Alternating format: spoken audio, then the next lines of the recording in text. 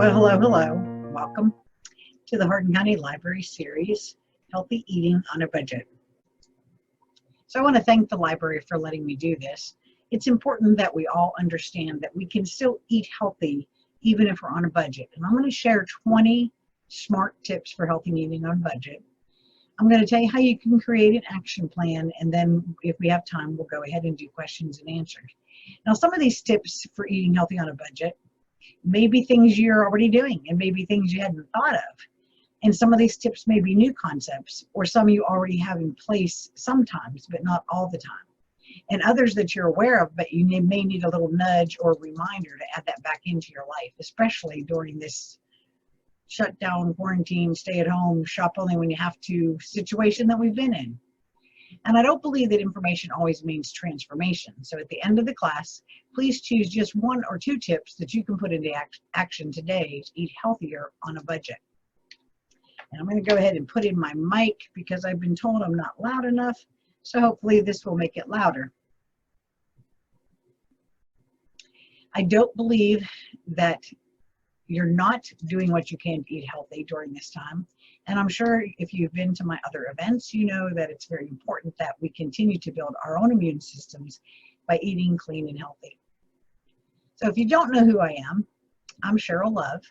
And that picture there is the difference between me at age 50 and at age 63. I was not healthy here at all. And there's a long story behind that, which you can check out on my website if you would like. But my mission is to create an atmosphere of support, accountability, education, and support for your real life. I am 63 years old. I'm a wife, a mom, and a business owner. I'm also a diabetic and a stroke survivor, and I have been where you might be right now. I do believe that everybody's journey is different, and whatever you see as your journey as you move forward is what I desire to create with you or for you. And your journey may take the same path as others, but keep in mind that your results will be different because you're intentionally created. And because we have to get the legal stuff out of the way, this is my loving disclaimer here. You can see my full privacy policy and disclaimers on my website. But the information contained in this presentation is being provided to you for educational, informational, and self-empowerment purposes only. This content is not intended to prevent, diagnose, treat, or cure any disease or any medical conditions. I'm not a doctor, I'm a health coach. This content is not intended to replace medical advice or guidance from a licensed professional. Please consult your doctor or licensed practitioner if you have any questions regarding the suggestions made in this content, or if you're taking any medications or have any pre-existing conditions. And please post your questions and comments in the comment box during the presentation. I'd like these to be an interactive workshop, but it's a little hard to do that recording them ahead of time. But I will be live while this is being presented on the Facebook page at the Hardin County Library with you, and I'll be able to answer questions as they come in. So what is your biggest challenge when it comes to eating healthy? Go ahead and put that in the comments. And this is a judgment-free zone, and we value your thoughts. What's your biggest challenge, and what inspired you to show up today? You know, some people may say things like it's too expensive to eat healthy, healthy food is not always accessible, it's tough to stick to a commitment. Thank you for sharing your why, and we'll be talking about that. And I'd like to ask you to make this time count. Please turn off all your distractions. For us to make a difference in our lives, we have to be focused.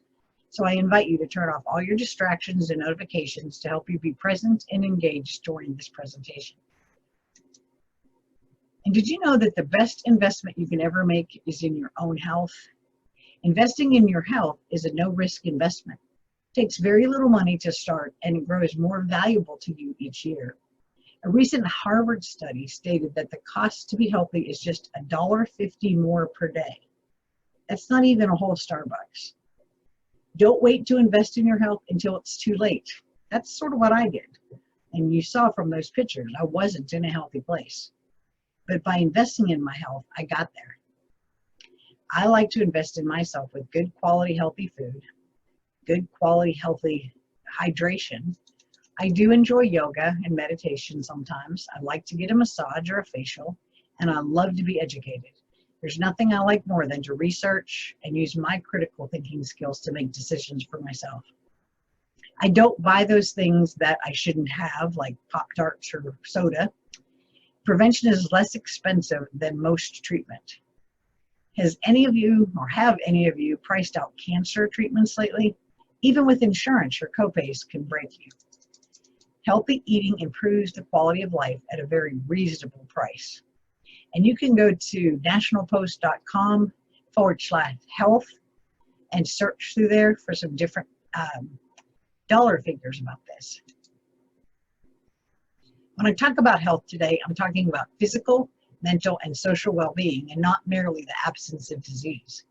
Health is a state of complete physical, mental, and social well-being, and not merely the absence of disease. Now, that's stated by the World Health Organization, and I know there's a lot of questions around them right now lately, but that's a really good statement because it's 100% true. Health is not valued until sickness comes. How many of you have been in that position? How many of you have been thinking that you're doing everything right in your life, and then you have something happen to you? We sometimes don't appreciate the good health that we do have. Mine came in the form of watching my mother pass away, seeing my husband diagnosed with cancer, seeing my aunt have to be put on dialysis for her diabetes, and then just the stress in my life through all that, and being a manager at a huge national bank at that time. And then it culminated several years later as I was getting healthy. So don't believe that just getting healthy is the be all end all. You have to be consistent. And it ended up with me having a stroke. Now, that stroke didn't happen from anything I did in the previous 2 years, but it sure did happen from all the things I did in the previous 15 years. So start now, don't give up, and continue investing in your health before you get sick or if you have an accident. When you're eating nutrient-dense food instead of junk, you'll feel much better. And I know that I healed much faster from my stroke because I was in that position. I was at a healthy point in my life, and I was eating clean food. And if you want to know that whole story, give me a call sometime, because it's quite comical in a way for the time that I was in the hospital in rehab. The discussions that I had with dietitians and things like that, and the meals that they served me and how I refuted them. So again, this is a judgment-free zone, and we value your thoughts, so please post that in the comment section. I know this slide says chat room because usually this is done as a webinar that's interactive, but that's not how we can do it for the library right now. So what healthy foods do you consider expensive to buy? For me, one of the most expenses that I invest in is grass-fed beef and free-range chicken meat, because I just believe that a beef that's fed a lot of grain does not do good in my system. Grass-fed beef also has much better fat content on it that's healthier for you. But tell me in the comments what healthy foods you consider expensive to buy.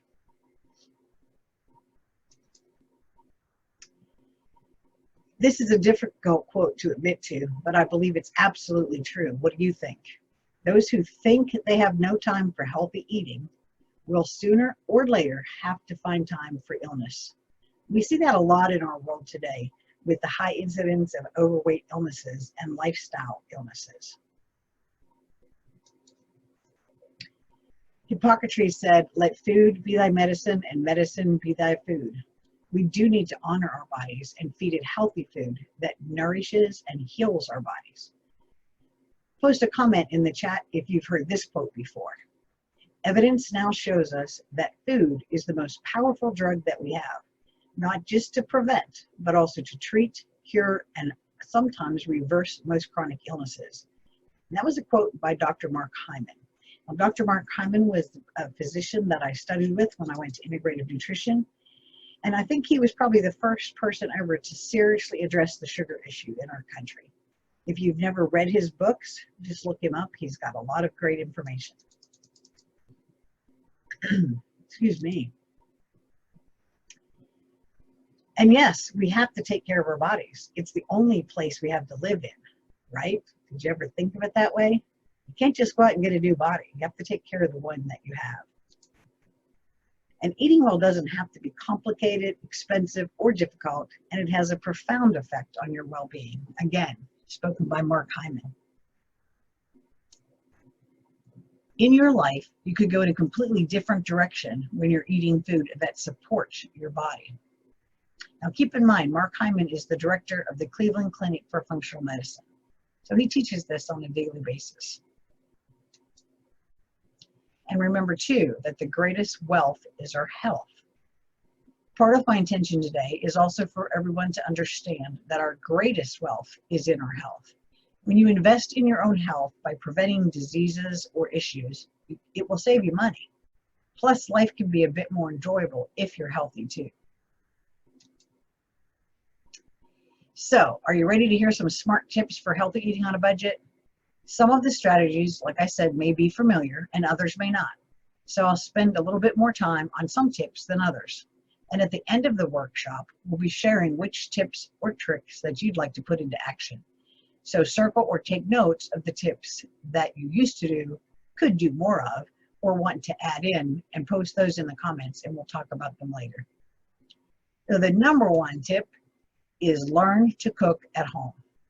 You can eat well for less money by making simple, whole, fresh food at home. You know exactly what goes into your menu and you control it. The food industry wants us to believe that cooking is difficult and time-consuming, inconvenient, and expensive. But good quality, fresh food is easy to prepare and very enjoyable once you learn how. It doesn't have to be a gourmet meal every night. Focus on simple, go-to-healthy meals. Tell a story in the comments about your favorite 1 or 2 Go Healthy meals. For me, the easiest Go Healthy meal for me is my morning smoothie, which I have for breakfast. I also like to have overnight chia seed oatmeal, but because I'm diabetic, I really can't indulge in oatmeal all that often with a lot of fruit in it. But a simple dinner for a family of 4 can consist of just roasted chicken, vegetables, and a salad, and can cost about half of what dinner at a fast food restaurant would be overall. Today, over 50% of meals are consumed outside of the home. And that's even been true somewhat during the shutdown because restaurants stayed open with takeout. Now, I'm all for a great steak dinner down at Colton's.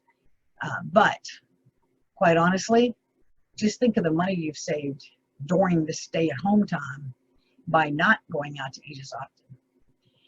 It's also the perfect time to reconnect with your kitchen and learn just how inexpensive eating healthy can be and preparing your own food can be. Cooking meals at home allows you to control your own portion sizes because most restaurants serve you enough for 2 and sometimes 3 people. And again, you're in control of the quality of your ingredients. It saves you money and reduces your waistline and your waste because how many people bring home those leftovers from a restaurant meal and then never really end up eating them? So you throw them out. You've wasted 50% of the cost. You can also get your family involved with picking out recipes and cooking and prepping together. If you need a last-minute meal, shop the salad bar or the salad aisle and make quick meals at the grocery store instead of going out to a restaurant. Now, we don't have very many salad bars around here and probably won't for a very long time.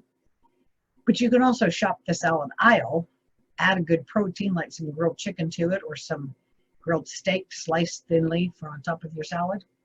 And you've got a healthy meal without going out. This is one of my favorite recipes, and this is one of the recipes that will be included in your handouts at the end, but it's overnight chia seed oatmeal. And why is that a good thing? Well, chia seeds are a good source of protein. Rolled oats are a good source of carbs, and notice it's a 1/2 cup rolled oats, so that's prior to cooking or after cooking. So you're going to probably use about a 1/4 cup of rolled oats to make that for 1 serving. But if this is your biggest meal of the day, your breakfast, go ahead with the 1/2 cup uncooked and cook them up. You can use unsweetened almond or coconut milk. My personal favorite on that is the almond milk. And I also use Fairlife milk for cow's milk, which is an ultra filtered whey protein with 50% less sugar in the milk. Did you know that sugar had milk in it? Many people don't pay attention to that.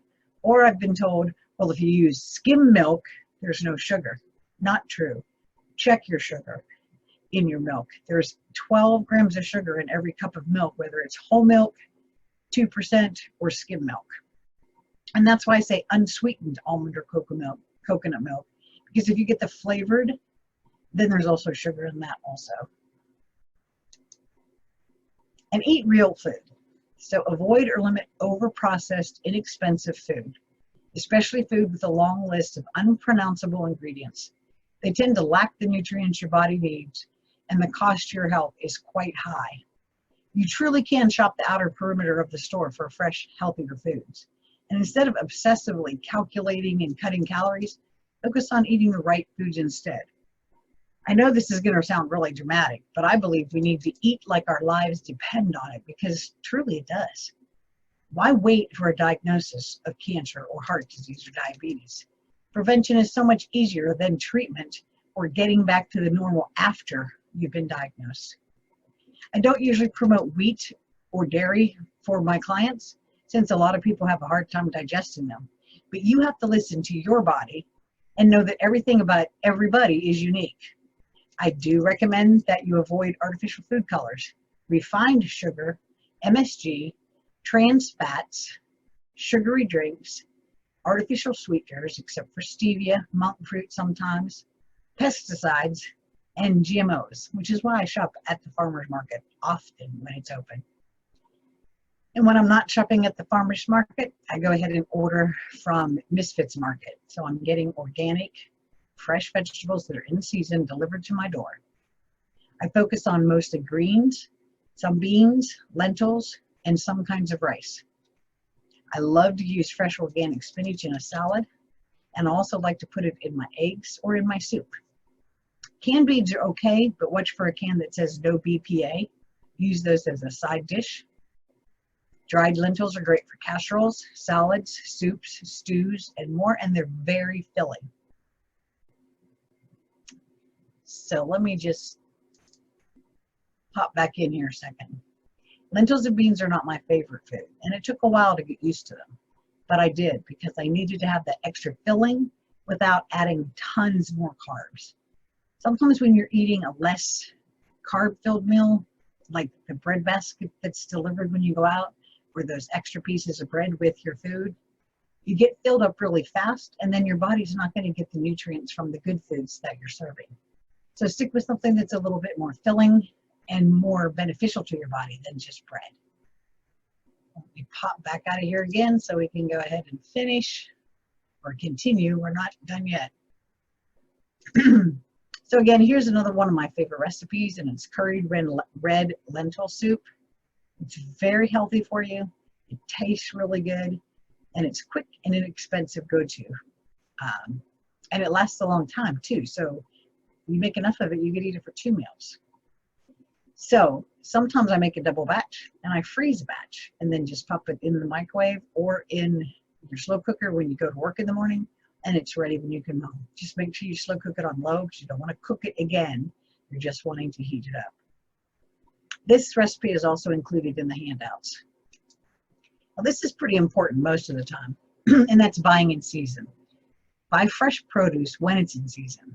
If you stick with buying what is currently in season and consider stocking up when you find a good sale. Produce is usually less expensive and at the peak flavor when it's in season.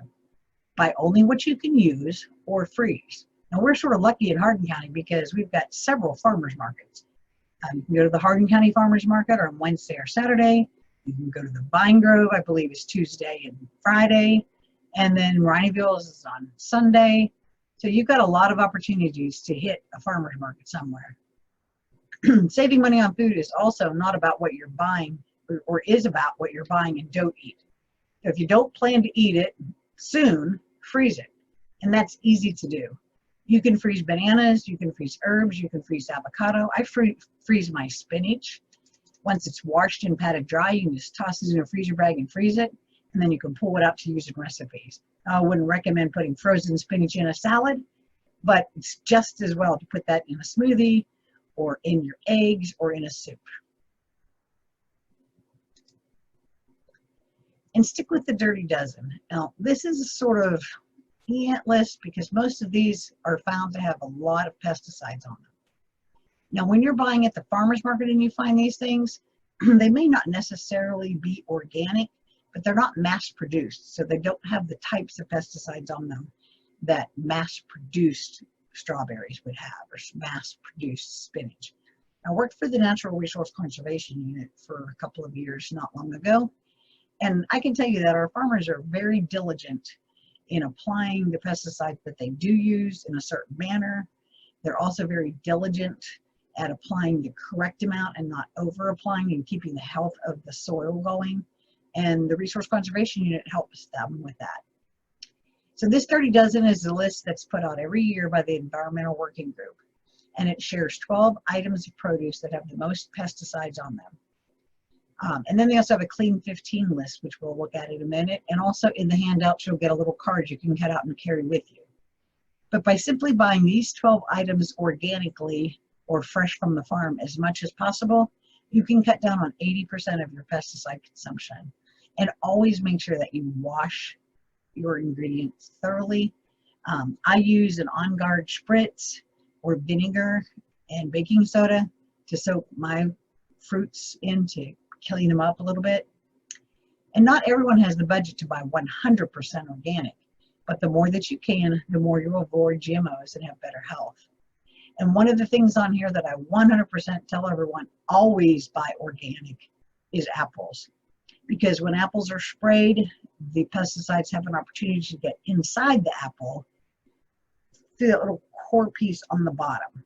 And apples have been found, even after rigorous washing, found to have pesticides still inside of them. So organic apples is the one thing I always recommend to everyone. The Clean 15 are those fruits or vegetables that typically don't hold on to the pesticides. They don't have large amounts of residue of the pesticides on them. And typically, we're either peeling or cooking them. So that helps to kill some. So avocados are one of my favorites. Sweet peas, and I say that's frozen sweet peas unless you're buying them from a farmer's market. Honeydew, kiwi, I mean, we don't eat the outside of any of those things. Cabbage is really hard to hold the pesticides in, and broccoli too, just by nature of how it's designed. So follow those as easily as you can. Tip number 5, learn the discounts and sales in your area. Learn about all your store discounts and sales. Use coupons, even online coupons when you can, or your customer discount cards. If your local health food store is a co-op or a CSA, find one locally. We have several of them. And then you know you're getting good farm food. As a member, you're usually quite offered monthly discounts or exclusive owner sales, plus you might get an annual refund as an owner. Many stores give gas rewards and other reward cards for shopping at their stores. How many of you use a Kroger card to get points off on your gas? If your local grocery store offers a savings card, be sure to sign up for that too and check their weekly circular to see what's on sale. And the reason that I want you to do that is because I want you to plan meals by the sales. Instead of just shopping for groceries based on your weekly meal plan, consider planning your meals around what is going to be on sale for that week. This may also force you to get creative and maybe try some new items or dishes that you never had before. Buying for the week also makes sure that you'll shop for fewer trips and you'll buy only the items that you need. There's lots of wonderful recipes on Pinterest that you can make and prep, and even healthy meals that freeze well. Then you'll always have something new and fresh to look forward to. You can check out choosemyplate.gov. This is one source, although I have mixed feelings on the amount of grains that they recommend, but use the meal planning form there. And you can check out my Pinterest for recipes. I have several of them. And you can meet one-on-one for your meal planning in a deep dive session. I also like to use Eat This Much, and I also invest in Dave Ramsey's meal planning. I'll share that link if I can find it in the comments, because it's one where you can sign up and then you can choose the types of meals that you want to provide. And then you also get a shopping list for them. And if you use Amazon or ClickList or some of the other ways, if you want that availability, you can also send that shopping list to them to be able to purchase from. Yummly, yummly.com is also another great site.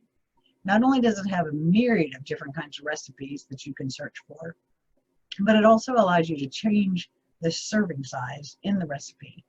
So that if you're only cooking for 2, you're not making enough for 6. You can actually change that recipe to be 2 or 4 and have leftovers.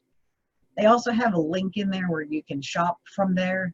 I've never used it because I prefer to go to my store or my farmer's market to do that, but that link is also there. And tip number 7, stick to a grocery list. Meal plan first and then make a list. It's almost impossible to go to the store with a grocery list and not know what you're going to fix. That's where we end up standing in front of the refrigerator every night going, oh, what did I buy? What can I fix? But before you head to the store, do an inventory of your freezer, your cabinets, your pantry, and your refrigerator to make sure that what you currently have on hand, you don't buy again.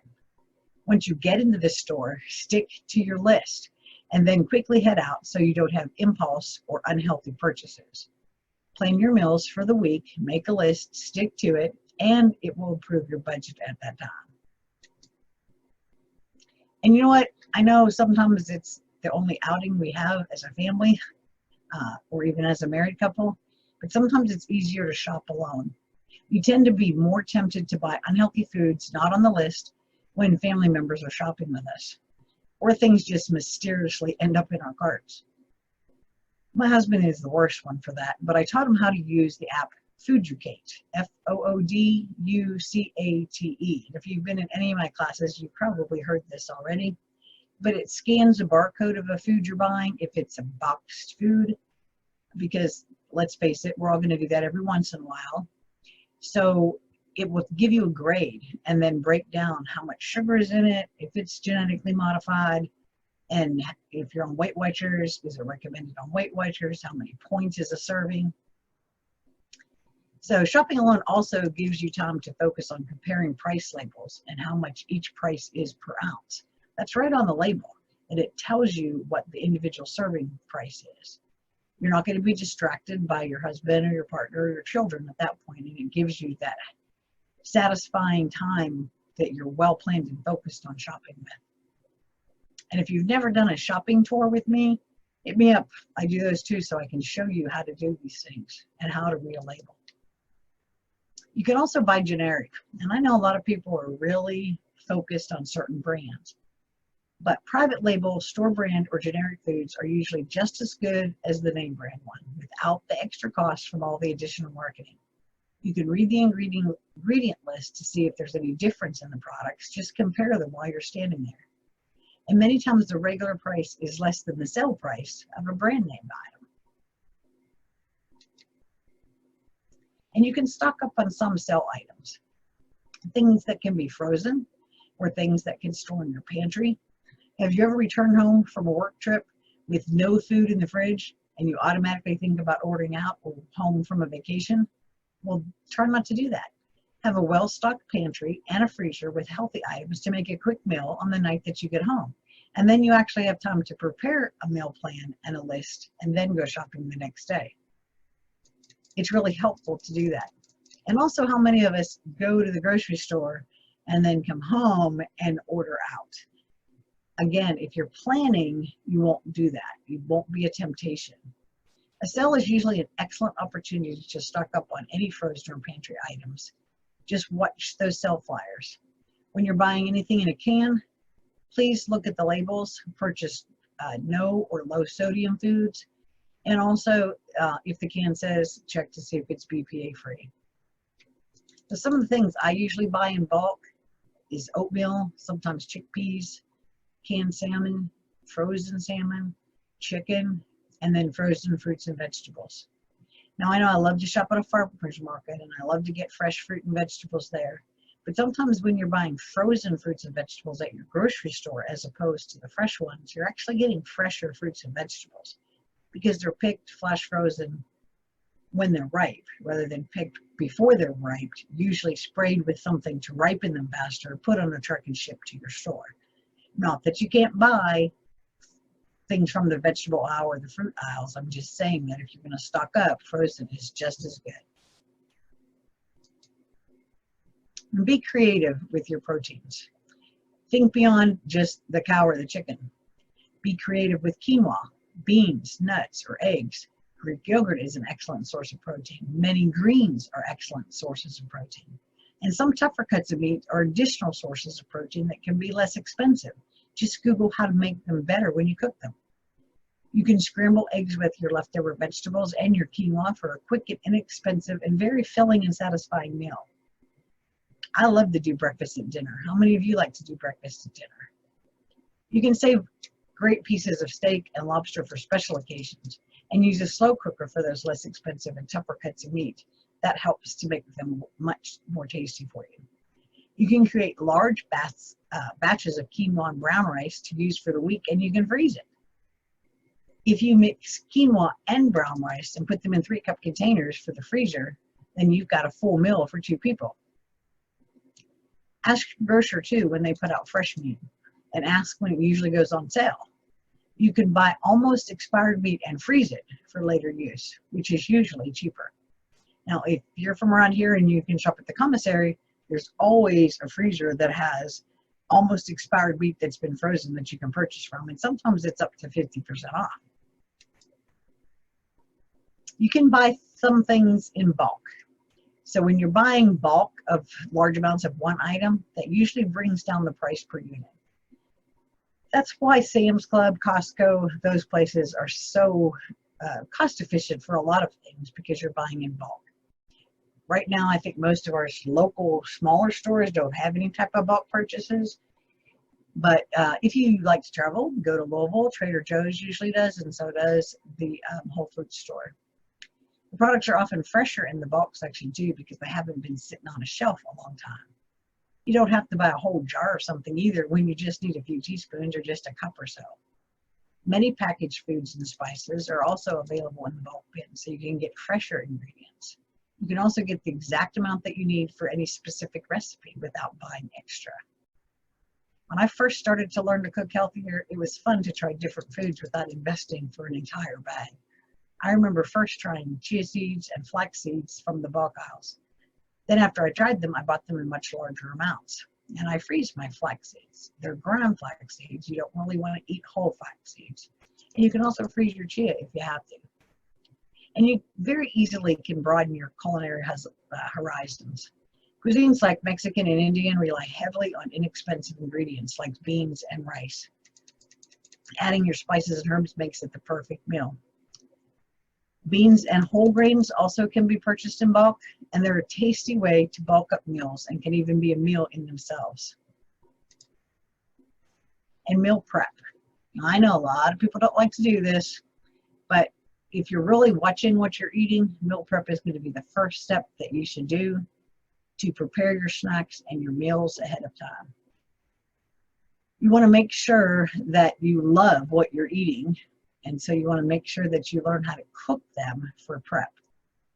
So you can take and make salads in a jar for the whole week. You can steam your vegetables. Don't cook them to death. Just steam them, parboil them, and get them ready for your next steps. Same thing with some of your meat products. Now, a lot of people complain that chicken can't really be prepared ahead of time, but it can if you do it correctly. If you cook it to death, then it's going to be dry no matter when you're eating it right now, or if you're eating it, for the next day. Plus, preparing your meals is an excellent way to make sure that you're eating what's in the fridge to help minimize waste, which again saves you money. You can choose meals you can easily prepare when you don't have a lot of time, and you can save recipes that take longer to prepare for days off.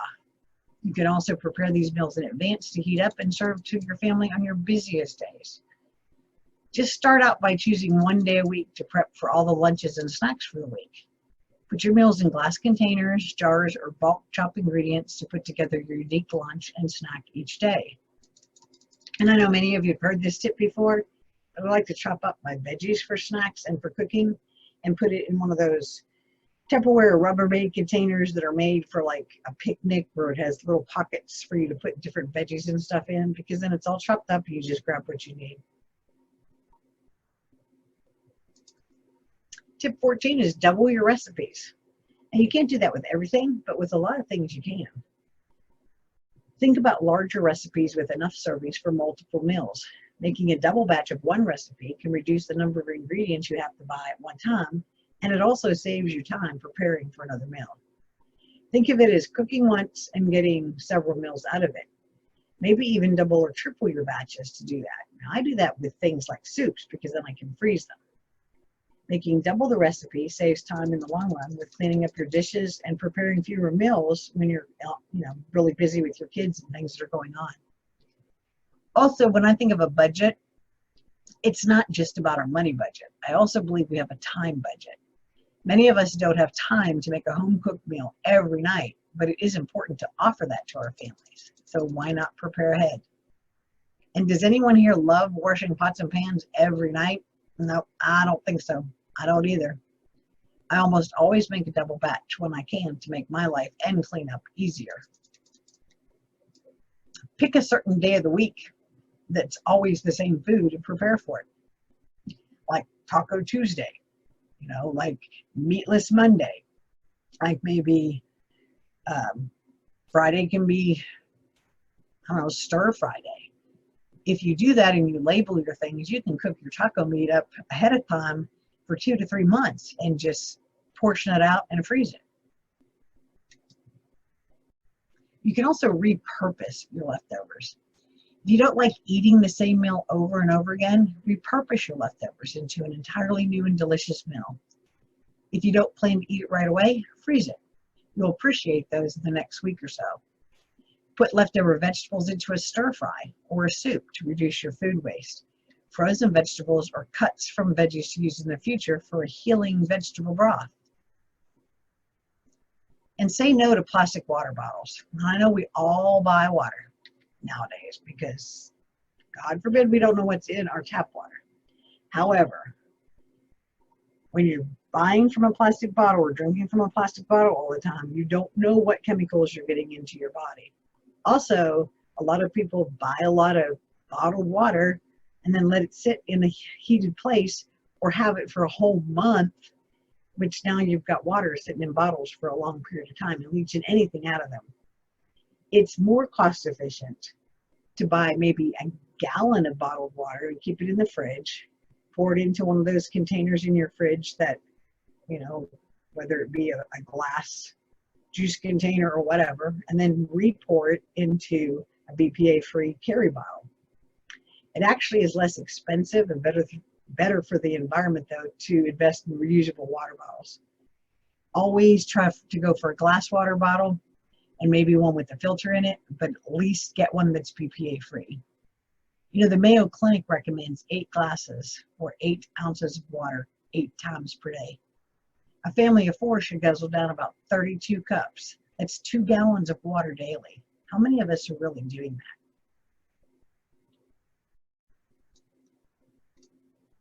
Let's look at that from a financial standpoint.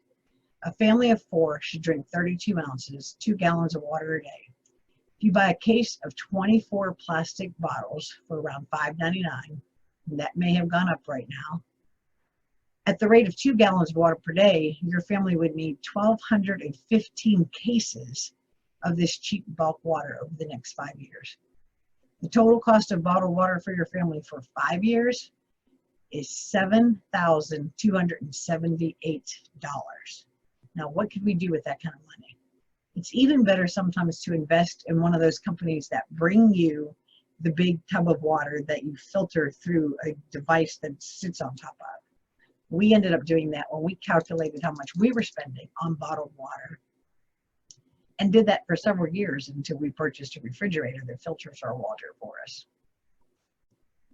And you can also buy each member of the family about $20 worth of reusable water bottles, so they're not having to wash them all the time. They're really not that expensive and they last forever.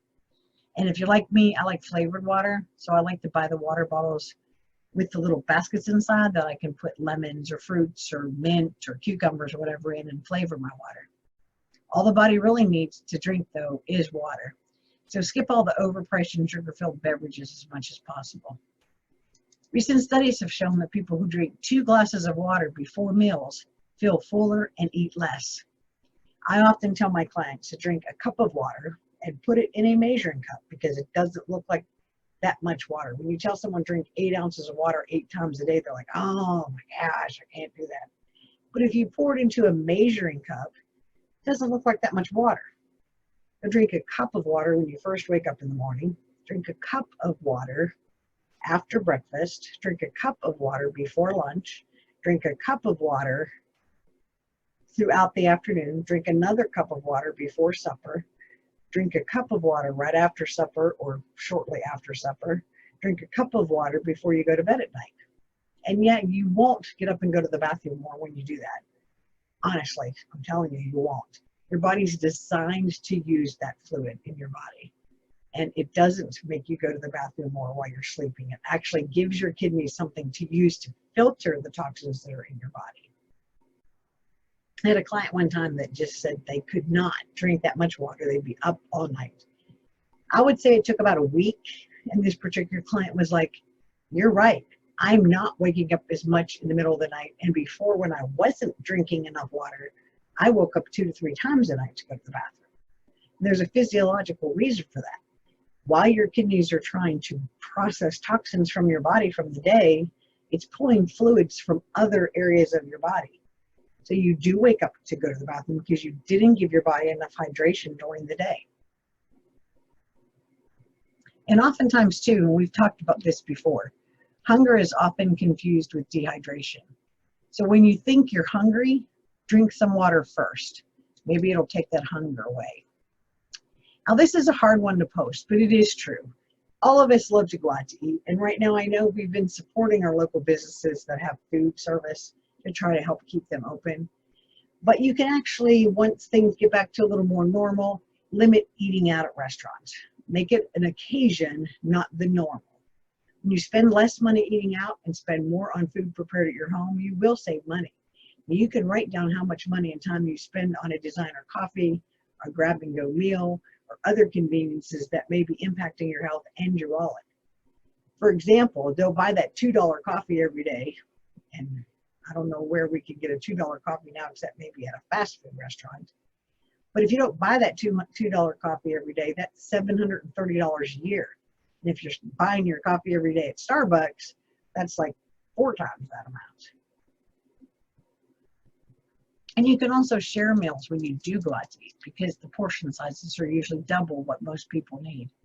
And eat a healthy snack before you go, because then you're not going to snack so much on that plate of bread, or just ask them not to bring it. And then you can also sometimes order just a smaller, less expensive portion, like an appetizer portion, rather than the full restaurant menu beforehand. It's also really a good tip to preview the menu of the restaurant you're going to online before you go. That way you're not tempted to sway to a different meal that you haven't researched. And almost all restaurants now, you can look at what's in the food that you're ordering and what calories are included and how much fat and how much sugar. And I will tell you, you want to really ignore the fast food industry.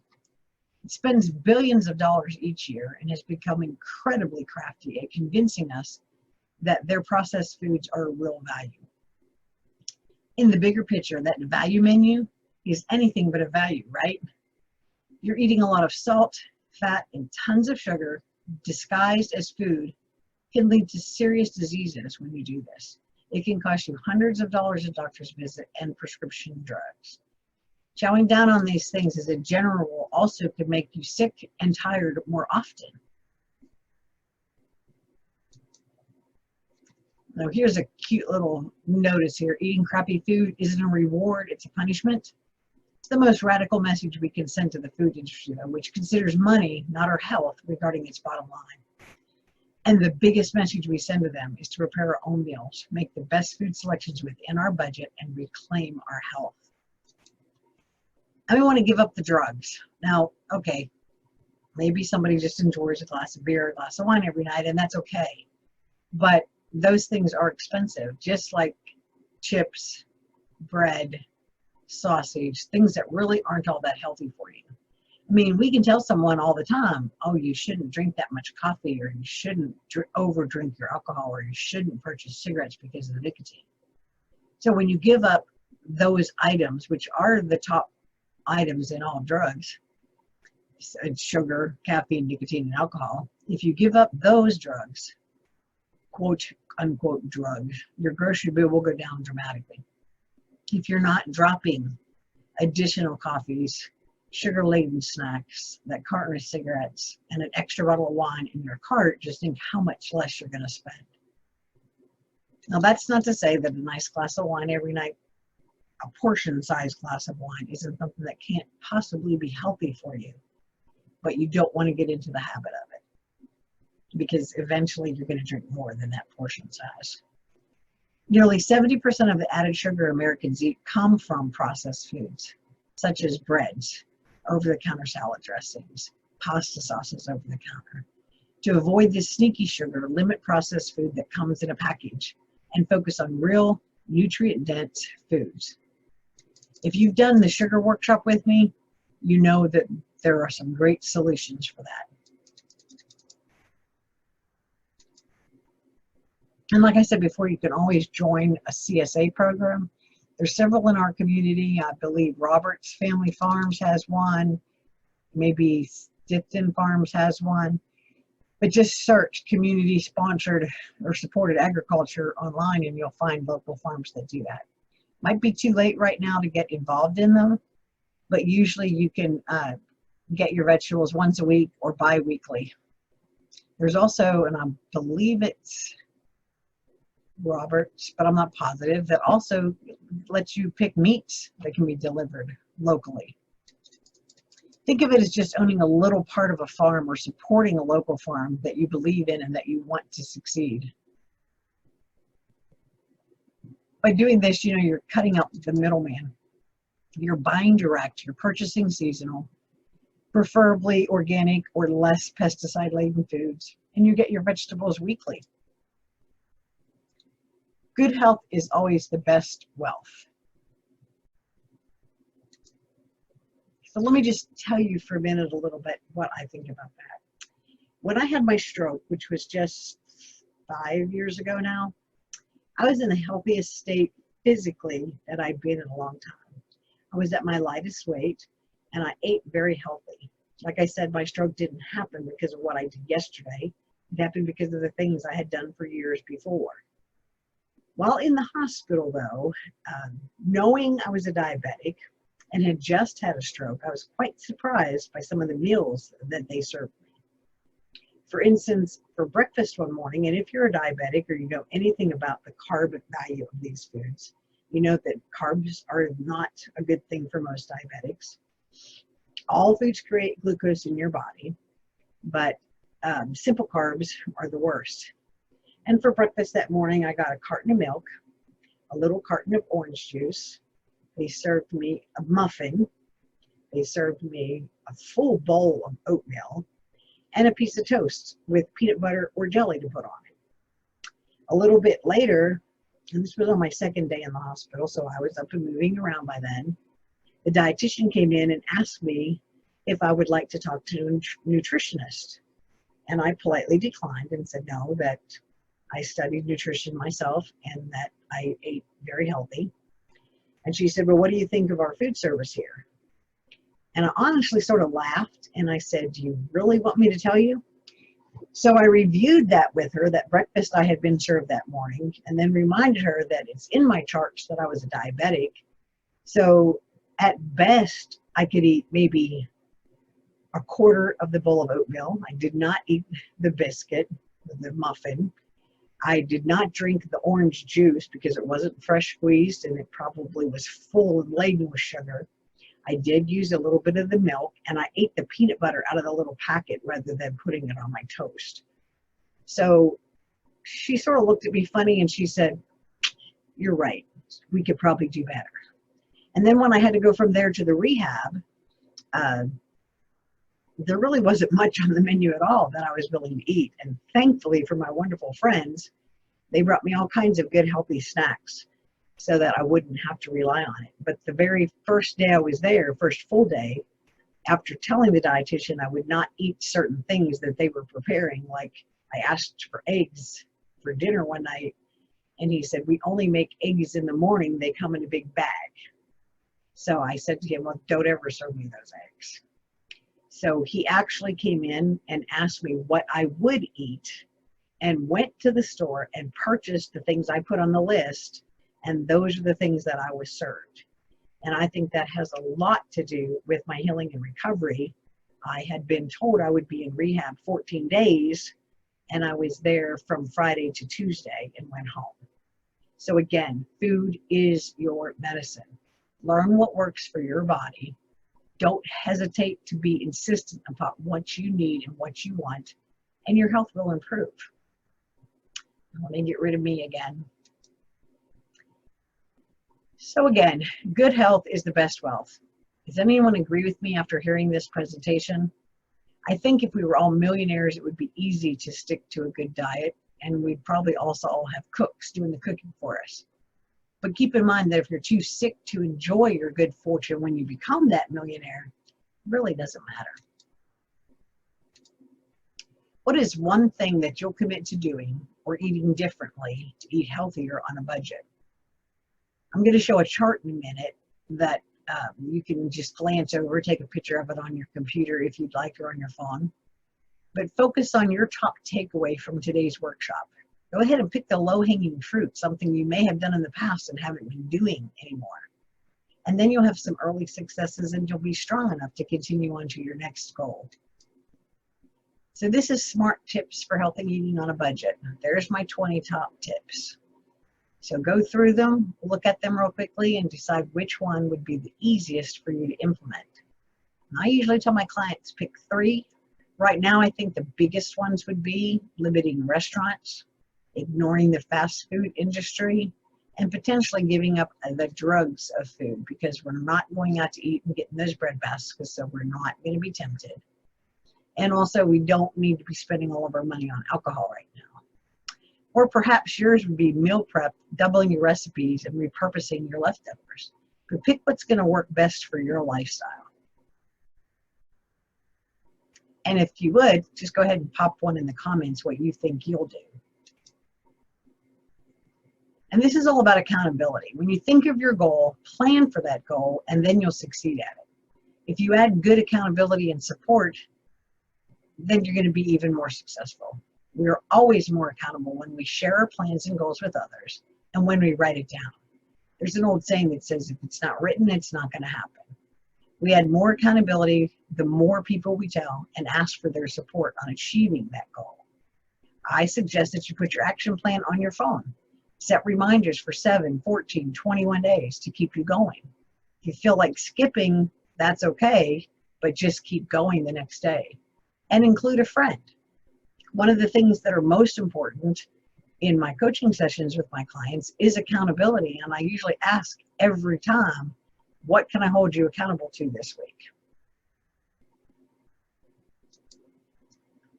Your body will be around a lot longer than the most expensive handbag, so invest in yourself. And that's sort of true, probably not right now because we've all been indoors, but just think about how much you paid for your last purse. I know people that invest in a Coach purse and wear it or carry it for years, and that's okay because they're getting their money's worth.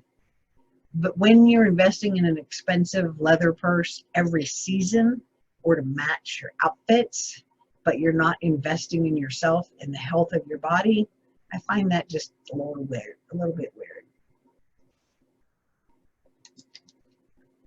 And you are what you eat. So remember this, don't be fast, cheap, easy, or fake. In fact, put that on your phone. Don't be fast, cheap, easy, or fake with your food. And don't ask yourself this question. Why is healthy food so expensive? But really then ask in general, why is healthy food so expensive and junk food is so cheap? Even if you're going to a fast food restaurant, it's cheaper to buy a cheeseburger, small fries, and a shake off the dollar menu than it is to buy a salad. Have you ever wondered why that is? If you actually price those things out, salad's a whole lot cheaper to make, but it costs a lot more. So is it a mind game? Do we need to break that cycle ourselves? I know I'd love if this could be live, but right now we can't do that.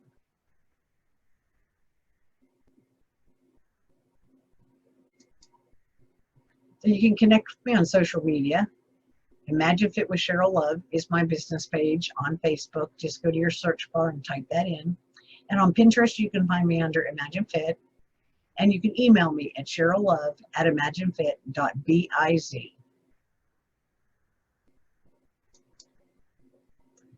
There's also a couple of handouts for this workshop.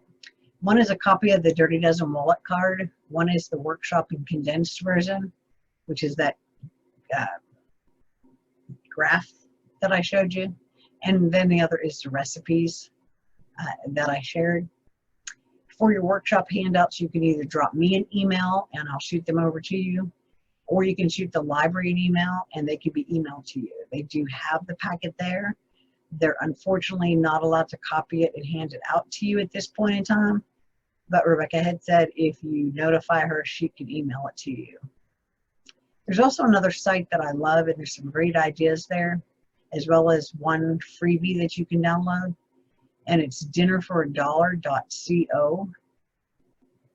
This young woman follows Dave Ramsey, I believe, and budgeting, things like that, but she's actually been able to cut her food bill by quite a bit for her and her family, and she has lots of great tips for you doing that. And she does have recipe books available on the site if you'd like to have a specific recipe book. But again, there's lots of free services for that too.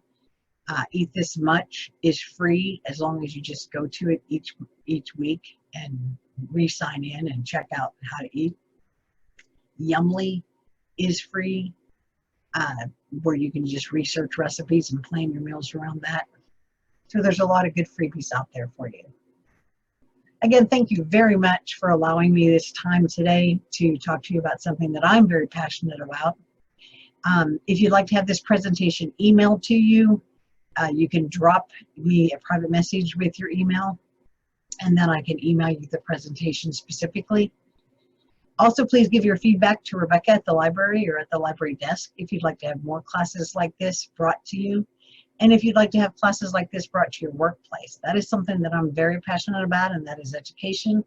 And I do like to do lunch and learns at different organizations or churches or workplace areas. And I would love to do that for your business. Also, on my Facebook page, you're going to get daily healthy inspiration, and you'll get notifications about any public wellness workshops that are coming up.